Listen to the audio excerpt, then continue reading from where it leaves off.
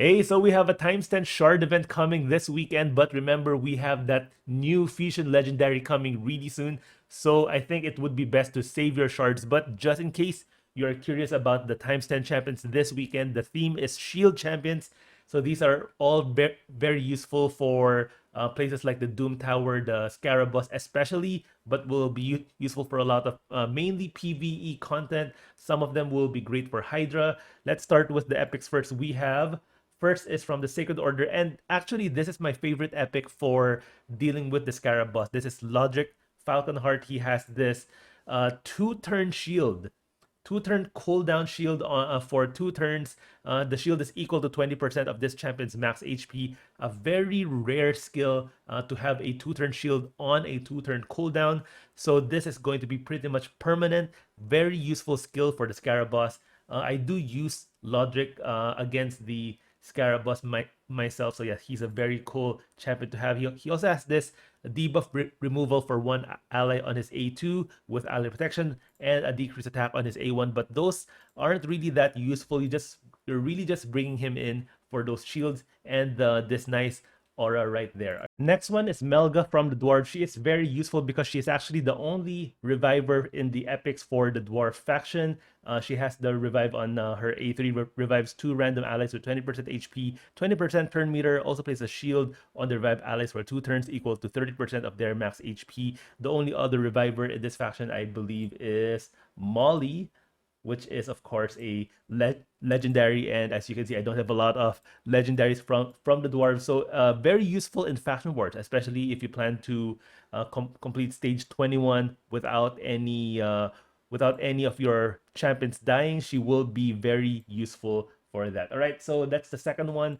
And third epic is from the Shadowkin. We have Borgard, again, very well known because of his use against Bommel, the Dreadhorn. He's able to solo him, but also very useful for faction wars as well because he brings a lot of crowd control. He has a provoke on his A1, a stun on his A2, AoE stun. Also places strengthen and shield on his A3. So useful again for faction wars, useful for Doom Tower, especially against Bommel. Can be used against the Scarab Boss as well. Just note that his A1 and A2 are mostly for waves, not very useful for the actual boss fight himself. Of course, A1 provoke can be useful for the Magma Dragon. All right, so the last one for the epics is from the Lizardman.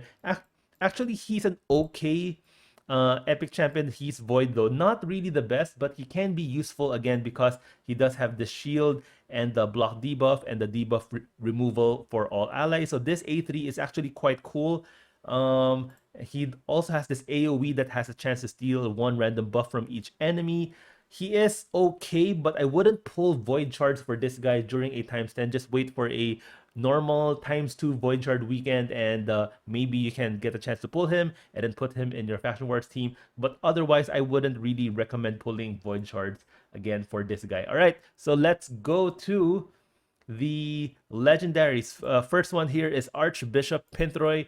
Very useful against the Hydra. He has a full team heal, heals all allies by 30% of their max HP, then places increased defense on everyone, and also places shield on everyone. So heals, increased defense, shield will make sure that your entire team stays alive during that Hydra boss fight. Also on his A2 places increased accuracy on your entire team, and then for the enemy team places heal reduction and block buff. Definitely, again, very useful for the Hydra boss. All right, next one is one of the champions that I really am looking for a very long time. I still don't have her, Valkyrie. She is so annoying to face, especially if you're beating, I think she appears in some of those stage 21 faction wars. Really annoying because there's a triple Valk wave there. So a lot of shield, a lot of counterattack from her A2. Also is an AoE hit.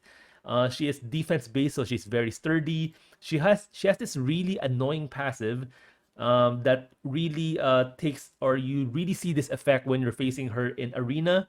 This champion's turn meter will be increased by 10% each time an enemy champion plays a buff. So whenever you're using someone like a Siphi, anyone that goes first before Valkyrie, whenever they place buffs, she has a chance to cut into that because she will increase her own turn meter with her passive so that she will immediately go into her A2. So very annoying passive right here.